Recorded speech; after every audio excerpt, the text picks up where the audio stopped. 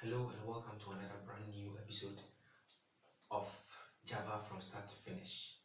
Now in this episode I'm going to talk about variables. So what are variables? Now variables are like some things that are declared to store a value.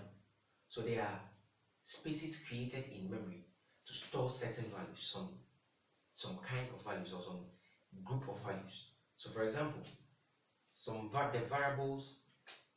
Now in mathematics, when we say a variable is something. For example, we have x as a variable. Now the x has a value. So this is in mathematics. So in programming, we have variables that store values. So there are some rules to declaring a variable. Now the variable must have a data type.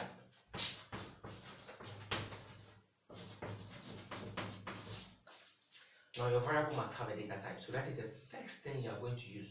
The first you are going to declare. So after the data type, then the name comes, then equal to, and a value. Then your semicolon, don't forget that.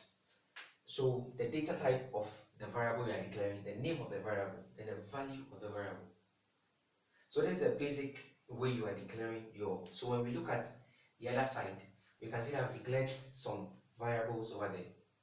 So we have int, and this is the name of the variable, and the value is 45. So this int means this variable is going to hold, or this space, or this space in memory is going to hold the value 45. Then we have our semicolon. Now we can see this int, then 224, and the value is 62.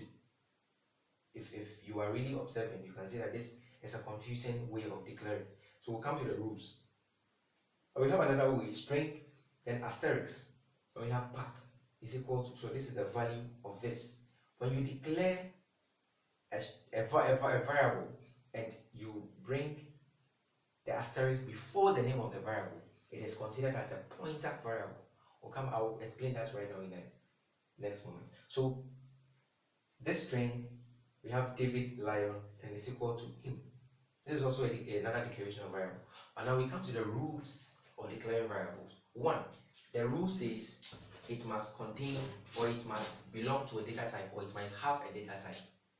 If you are declaring, or if you are storing a value, there should be a kind of value you are storing.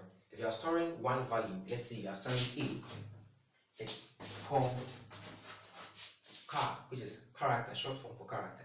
If you are storing a number, it is int. So if you are storing, let's say, a floating point number, the ones with the decimal points, we have float, and we have double. If you are storing strings of characters, like a sentence or a word, you say string. And we have a whole lot. I'll put them in the description. In a previous video, we talked about keywords. So these are part of the keywords. So if you've not watched that video on keywords, please be sure to go and watch them. And let's continue. Another rule says that if you are declaring a variable, the name of the variable should not start with a number. So for example, this one like this, and even if I had, let's say, Joe, so to Joe, Java is saying don't declare a variable like this. The name of the variable shouldn't start with a number. So first, it shouldn't start with a number. For second, it shouldn't start with a number.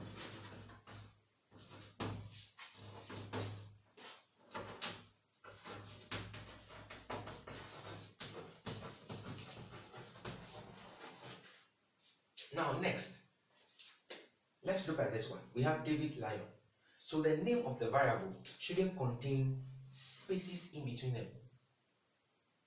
If it is very compulsory for you, or if you feel obligated to bring a space in between the names, for example, this David Lion, you should use an underscore. You should use an underscore to indicate the space. So there shouldn't be any space in between the names of the variables. And also, lastly, if you are declaring a variable, at the end, after declaring it, make sure you bring your semicolon. If not, that line of code is going to bring an error. So please, when you are declaring a variable, don't start with a number or any other symbol apart from the underscore. So a declaration of a variable can be like this. That is for character. We are going to store a character in it. Now we have is equal to. Now, if you notice this, when we're declaring this character, this string over here, the strings were stored in double quotes. That is a string of characters or a word you want to store. But now this character data type, we're storing A. Now you can see that we have one quotation mark or single quotation marks in which we stored the value. So when you want to store strings, you use double quotes. When you want to store a character, you use one quote. And when you want to store an integer, you don't use any quote at all. Or if you want to store a floating point or a double, you don't use quotes. But strings and characters get single quotes and then strings get double quotes. So another one is that